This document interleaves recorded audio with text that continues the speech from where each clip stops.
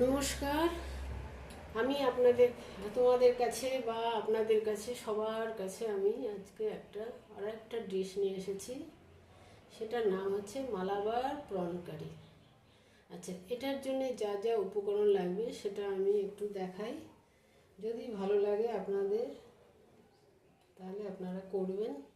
খুব যে বেশি লাগে কিছুই না, ঘরের সব জিনিসই লাগে, শুধু একটু নারকেলের দুধ লাগে, এটাই একটু কিনে নিতে হবে, আর কিছুই না। আর সব কিছুই যা যা লাগে সব ঘরেই থাকে আমাদের, তাই দিয়েই হয়ে যাবে।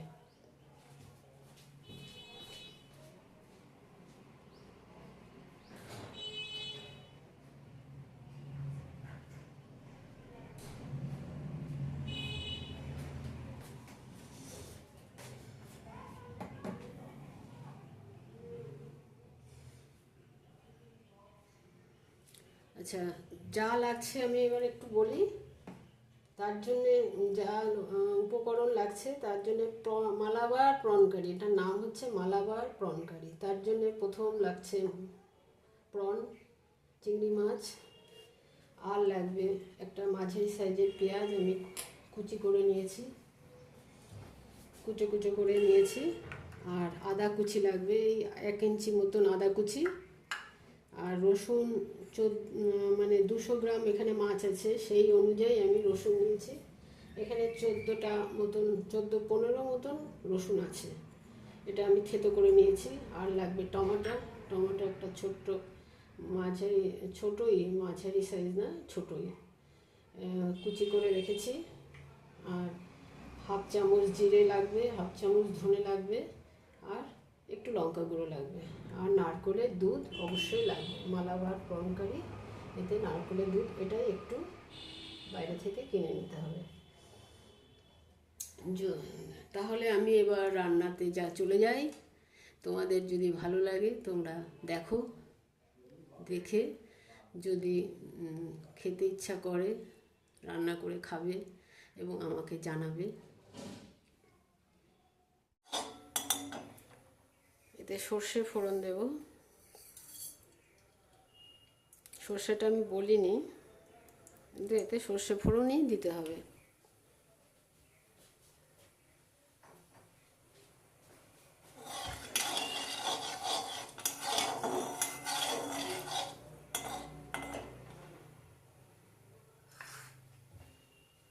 তারপর এতে পেঁয়াজ কুচি দেব।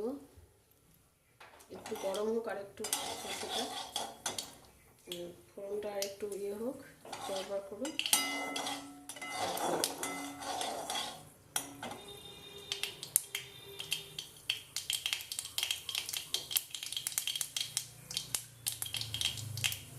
এবার পেঁয়াজ কুচি দিলাম।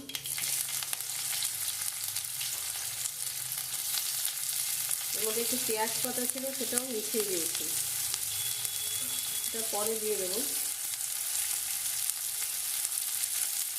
আমি পেঁয়াজটা দিয়ে একটু নাড়াচাড়া করবো।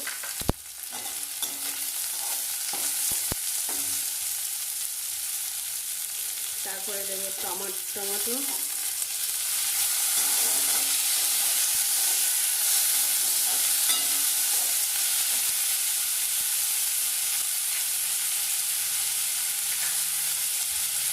তারপরে দেবো আদা কুচি।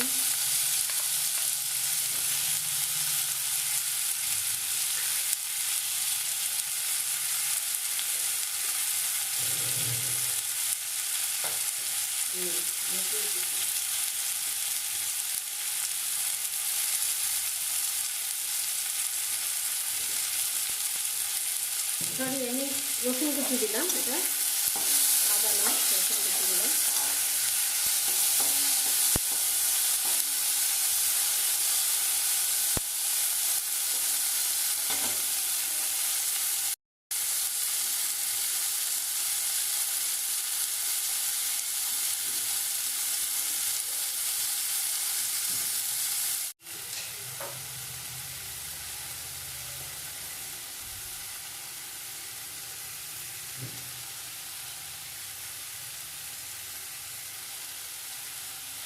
এই ছোটো চামচ যে 1.5 চামচ নুন দিলাম আমি।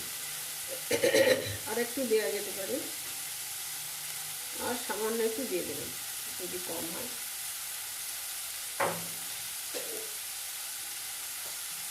এবার আরেকটু জল দেব।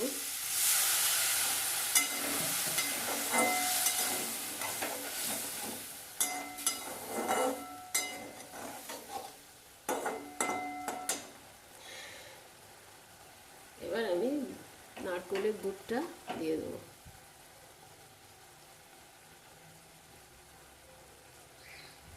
এই ছোটো কাপের 1 কাপ মতন দিলেই হয়ে যাবে। এটা জল একটু লাগে, অল্প অল্প জল হয়ে লাগে নাড়াচাড়া করার জন্য। তার সাথে এই নারকেলের দুধটা দিয়ে মোটামুটি 4 থেকে 5 মিনিট আমি ছেড়ে দেবো, ঢেকে দেবো, রান্না হতে দেবো। আচ্ছা, যারা মিষ্টি খান মানে রান্নায় মাছে, আমি তো খুব একটা মিষ্টি মাছে দিই না, যারা খান তারা একটু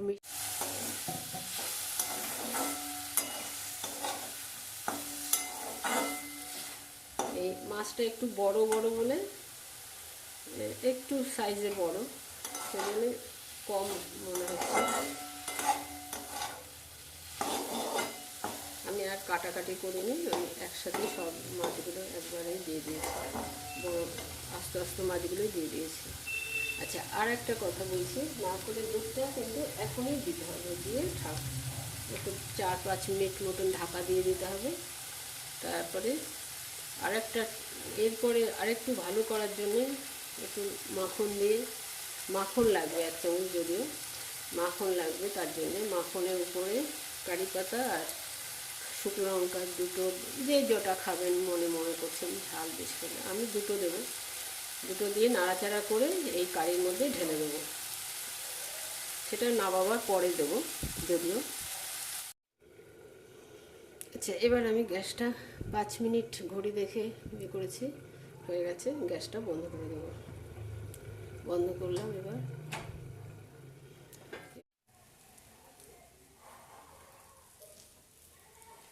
এবার এই কারির মধ্যে আমি এই 1 চামচের একটু বেশি মাখন দিয়ে, তার মধ্যে 2টো শুকনো লঙ্কা ফোড়ন দিয়েছি, আর 8-10টা কারি পাতা, আর ওই যে ছাঁচি পেঁয়াজ আছে, সেই পেঁয়াজগুলো 7-8টা কেটে নিয়ে টুকরো টুকরো করে এটা ভেজে নিয়ে এই কারির মধ্যে দিয়ে দেবো। এবার এইটা দিলে পরে আর একটু স্বাদ হয় এটার, এই জন্যই দেয়া। এরপরে পরিবেশন করবেন, খাওয়ার জন্য তৈরি। দেখবেন কেমন লাগে, নিশ্চয়ই ভালো লাগবে আশা করছি। যদি ভালো লাগে তাহলে আমাকে একটা কমেন্টসে জানাবেন। আর